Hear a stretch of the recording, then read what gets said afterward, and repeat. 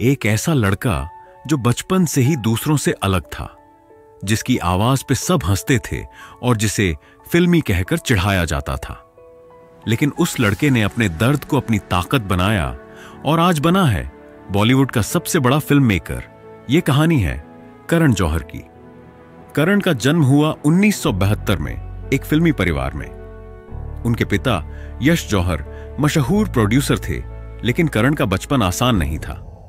वो हमेशा बाकी लड़कों से अलग थे, ना खेलकूद में रुचि, ना लड़कापन।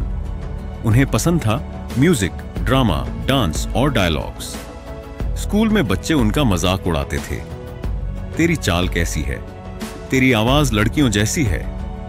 और यही सब बातें धीरे धीरे उनकी कॉन्फिडेंस तोड़ती चली गईं। करण कहते हैं, मैंने बचपन में खुद को एक्सेप्ट करना ही नहीं सीखा।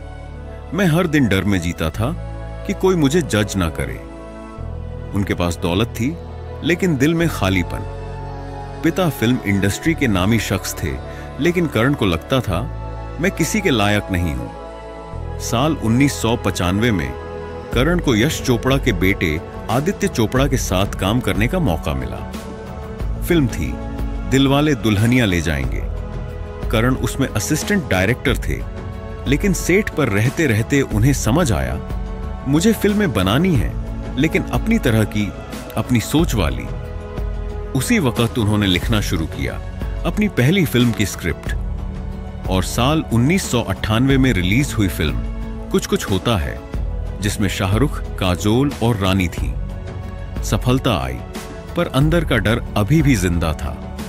फिल्म ब्लॉकबस्टर थी, लेकिन करण के दिल में अभी भी इनसिक्योरिटी थी। लोग मुझे कबूल कर रहे हैं या सिर्फ मेरी फिल्में? कुछ कुछ होता है कि सफलता के बाद करण ने बनाई कभी खुशी कभी गम, यानी केस 3G।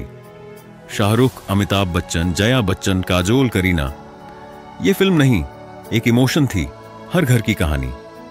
लेकिन जितनी बड़ी फिल्में बन रही थीं, करण का अकेलापन उतना ही बढ़ता जा रहा था।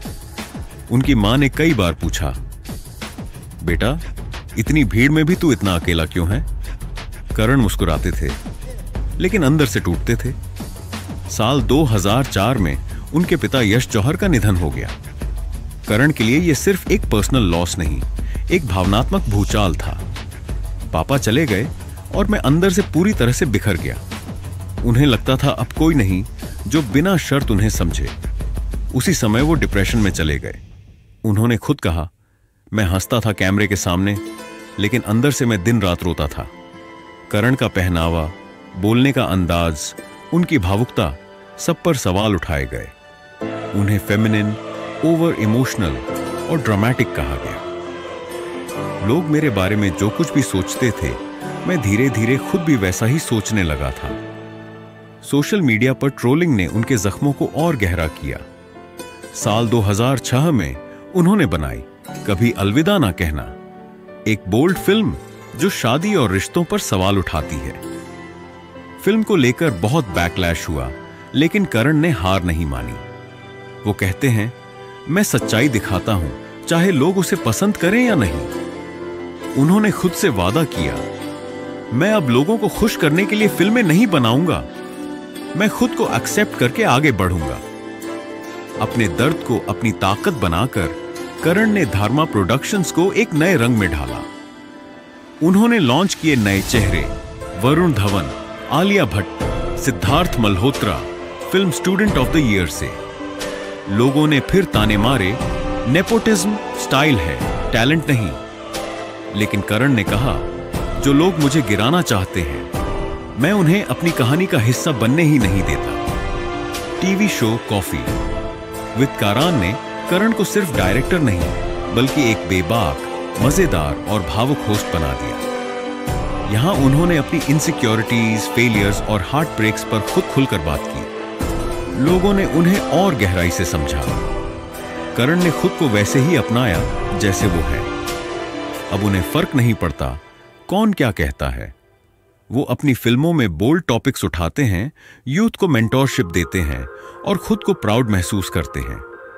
उनके लिए अब सक्सेस सिर्फ बॉक्स ऑफिस नहीं, बल्कि मेंटल पीस और सेल्फ लव है।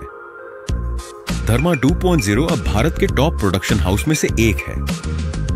रॉकी और रानी की प्रेम कहानी जैसी फिल्में फिर से उनका जलवा साबित कर रही हैं। वो आज लाखों लोगों के इंस्पिरेशन हैं, जो सोसाइटी के डर से अपनी पहचान नहीं जी पाते। अगर ये कहानी आपके दिल को छू गई हो तो एक लाइक जरूर करें और कमेंट में बताइए, क्या आपने भी कभी खुद को छुपाया था सिर्फ दुनिया की वजह से? ऐसे ही दिल से जुड़ी कहानियों के लिए चैनल को सब्सक्राइब करें और अगली कहानी तक खुद से प्यार करना मत भूलिए।